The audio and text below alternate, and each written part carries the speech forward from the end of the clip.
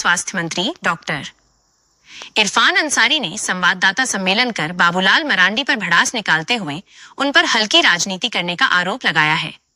स्वास्थ्य मुख्यालय के आईपीएच सभागार में स्वास्थ्य मंत्री और एनएचएम निदेशक ने संयुक्त संवाददाता सम्मेलन कर नेता प्रतिपक्ष बाबूलाल मरांडी के द्वारा मंगलवार को संवाददाता सम्मेलन कर स्वास्थ्य विभाग में गड़बड़ियों के लगाए गए आरोपों को तथ्यहीन करार दिया।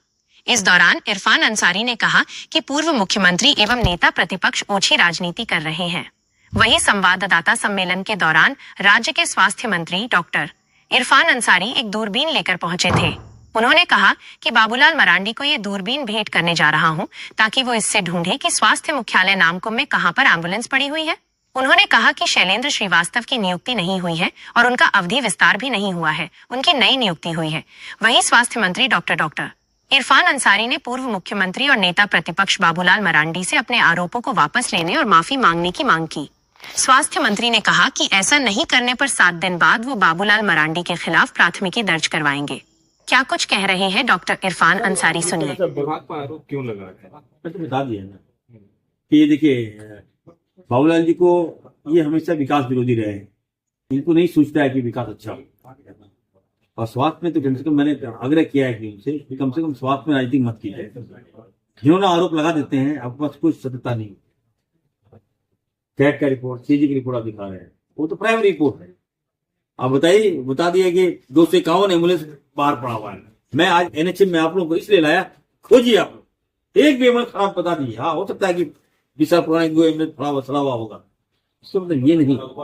आप एक जवाबदेही पद पर है, आपको लोग सुनता है तो इतना हल्की बातें मत कीजिए। आप इरफान अंसारी आरोप लगाते हैं, शर्म नहीं आता है आपको? वीडियो में तो सर लगभग 250-300 एम्बुलेंस एक जगह पड़ा हुआ दिख रहा था, वैसा तो कहीं कुछ नहीं दिख रहा। गुजरात से लिए होंगे, छत्तीसगढ़ से ले आते हैं, पढ़ रहे हैं जी। झूठ का हेडमास्टर है लोग। मैं तो दूरबीन दे रहा हूँ आज। तो देखिए, बताइए कहाँ पर है भाई बयान। विभाग को बदनाम मत कीजिए। जनता को क्या मालूम है कि बाबूलाल कितना एक्सपर्ट है, झूठ का हेडमास्टर है, साथी खिलाड़ी है, हम नहीं जानते इनको क्या। अब आप व्यक्तिगत आरोप लगा देते हैं। अभी सर एफआईआर की बात बोली आपने। एफआईआर हमने हमको देखा है 251 एम्बुलेंस बाबूलाल जी। एक हफ्ता के अंदर बाबूलाल जी हमको 251 एम्बुलेंस दिखाए, कहाँ पड़ा है। नहीं पढ़ाएगा तो मैं फायर करूंगा और जेल भेजूंगा मैं। गलत बात है ये। आप एक इरफान अंसारी बताइए, जिसके पिताजी ने राज लिया, जिससे हम गुरु शिबू सोरेन जी ने राज लिया, हमारा ये इतना निम्न काम हम सोच सकते हैं क्या? राज्यसभा